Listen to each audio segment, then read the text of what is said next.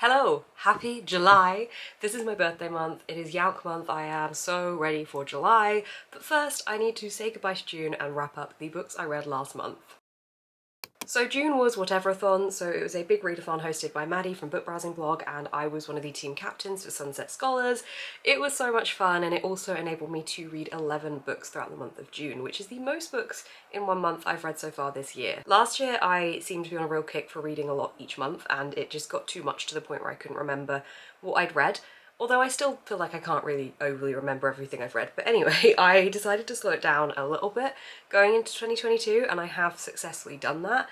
But now I have a pile of 11 books to wrap up for you. So I started the month on holiday, so I feel like I had a good opportunity to get going with some of these books. So the first book I read is The Book of Two Ways by Jodie Picoult. This is a real finding yourself kind of book. This explores a woman's decisions in her life that have led her to where she is and what kind of a life she would have had if she'd have gone in a different direction, and she is exploring this having already chosen one path and seeing how that would have affected everything. I really enjoyed this book. It was different to what I would normally read. There is a lot of grief around this book. The main character's job is to help people who know they're dying and to kind of help them transition their lives and look after those around them and things like that. So there was certainly a doom and gloom element to this book, but at the same time it did feel like you were reading it thinking you wanted to make the most out of everything and that you wanted to explore those decisions that you had ahead of you and kind of live life to the full and go down every avenue you could explore. So I liked that aspect of it, and I really like the writing style. This has got a lot of Egyptology mentioned in it as well, which was also really interesting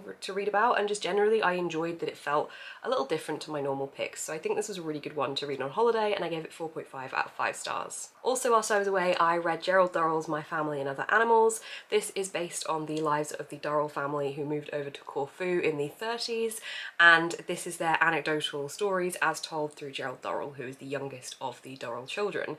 I had watched the TV show The Durrells before reading this book, and I loved the show so much, and this book just fit so well into what I hoped it would be, and I just had a great time reading it. It was very good fun, it was very silly in places. I could see where the stories from the show had come from reading this book, and I just had a good time with it. I wanted to read this in Corfu given that it's set in Corfu, and that made it even more brilliant because there was a lot of description of the wildlife, as you would imagine from this book, and I had a good time. I gave this 4 out of 5 stars. Then I read The Death of Mrs. Westaway by Ruth Ware. This disappointed me, unfortunately. It had a good start and I liked the premise. The premise followed somebody who had received a letter saying that she'd inherited a fortune from her grandma who passed away, only she didn't think that this was actually her grandma, and she decides she's going to go and try and scam the people that are giving her this money, potentially, and try and get the money even though she doesn't think she's actually a relative. It got a bit silly, and I felt like the plot was quite narrow, so there wasn't really many directions for it to go in, but also there was no questioning from the character. The character felt like quite a weakly written character, and just generally I think of all the Ruth Ware books I've read so far, this is definitely my least favourite, unfortunately. It just didn't have what I wanted it to have. It just didn't feel like there was enough avenues to explore to really grip me. So yeah, I was a bit disappointed by this one. I gave it 3 out of 5 stars. Then I read Open Water by Caleb Azuma Nelson. This is a very short love story that feels very real, very raw. This doesn't hold back in just being honest, and I really liked that about it. The narrative perspective is told in second person, if I remember correctly. Yeah, it's told in second person, which was honestly a little bit tricky to get into. However, once you were there, it did give a quite interesting perspective of this story of these two people meeting and over the time that they spend together. So I thought this was interesting, it was very unique, and I gave it 4 out of 5 stars. Then I finally read Queenie by Candice Carty-Williams. I have had this book on so many different TBRs and just never got to it, and I don't know why. I loved it. It was so much fun. This book is very much marketed as a Bridget Jones style book, but I don't think that does this justice, and also I think that takes away from some of the more important and hard-hitting topics that this book has in it. If you want to know what they are, I would suggest looking them up. I don't want to spoil it for anybody by saying them, but this book definitely is not like Bridget Jones. Like, I can see that they're trying to make the comparison in terms of a young woman experiencing life single and how she navigates that, and the kind of humour side of it brought in, but there is just so much more at play here, I think. It was fantastic. I listened to this as an audiobook. It was a really good audiobook, and I really enjoyed how the narrator brought the characters to life. I just had a great time with it, and I really wish I had read it sooner now, because I kept putting this on TBRs. Kept wanting to save it for the summer, and honestly I don't really feel like it needed to be saved for the summer. It could have just been read at any point, but We live and we learn. I have read it now. I really loved this. It just felt like it was a friendly writing style. It felt very approachable and just brilliant, brilliantly addictive, and I just wanted to know more about these characters' lives, and I gave it 4.5 out of 5 stars. Then I read Kat Dunn's Glorious Poison. This is the third and final book in this trilogy, and I loved it. This trilogy is so much fun. It is set in France during the French Revolution, and we follow a group of found family friends who all come together to do what they think is right and free people that have been sentenced to death. So it initially starts with that in the first book, and then it kind of goes down a different route when in the first book they are asked to free somebody who they don't necessarily think they should be delivering to the person that has requested that this person is delivered to them. And it goes on like a massive story off of that, but it is such a fun series. I love these characters so much. I think that is why I love this series so much. The characters are just so much fun. They're very funny and dry humoured type of characters, and I just love that. I love that kind of humour, but also like there's a lot of serious things happening here and they balance it really well. There's all the emotions, there's the big epic moments, and I just loved it. It was a great conclusion to this series, and I gave it 4.5 out of 5 stars. Then I read The Psalm for the Wild Book by Becky Chambers. This was an audiobook that I listened to on SCRIBD. It's quite a short audiobook, and I read this to fill a couple of prompts within Whateverthon. This was a host fae, for example, and also it ticked a couple of other prompts that I was really struggling to tick, so it seemed like a perfect fit.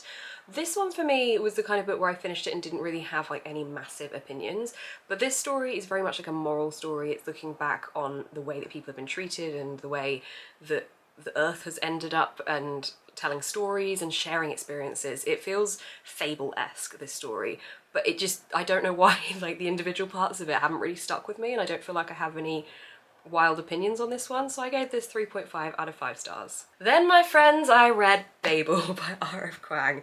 Now, if you'll have seen any of my vlogs, you will know that I was loving this book so much. This is such a fantastic dark academia. It is set in Oxford. We follow Robin and his fellow students of Babel, which is the Institute of Translation, as they go through their time, their studies, and kind of some dilemmas pop up, and they need to decide what they want to do and what they want to stand for and what they want to do with what they are currently learning at Babel. And oh my gosh, it was so good. So many fantastic elements. The dark academia nature of this was just so spot on. The Oxford setting was beautiful and just so stunning. The art of translation just glowed through these pages, and you can see the passion behind R.F. Kuang's writing here and talk of languages and things. It was just so brilliantly done. The themes of colonialism were incredibly important within this book, and the things that the characters are going through to do what they think is right is such a battle with those around them, and with also like how they go on that route, that it just, the whole thing was incredibly epic, incredibly powerful, and just, it blew me away. It was an easy 5 out of 5 stars. Then I moved on to Mina and the Slayers by Amy McCaw. This is a YA 90s pop culture vampire book, and it's so much fun. This is the second book to Mina and the Undead. This follows Mina, who goes to stay with her sister in New Orleans. She absolutely loves horror films and horror books, and she kind of gets immersed into the culture within New Orleans, and then realizes that there are vampires, and that is kind of the route the story takes. So this is the second book, so we take off where the first book left off by a couple of months into the future, and I loved it. It's such a good fun series. I love all the 90s pop culture references, and I love the way it talks about horror and the homage it plays to horror in its pages. It's just so much fun, and I really enjoyed this one. I gave this 4 out of 5 stars. And finally, I read Princess Ever After by Kay O'Neill. This is a very short, very cute graphic novel about a princess saving a princess and their relationship together.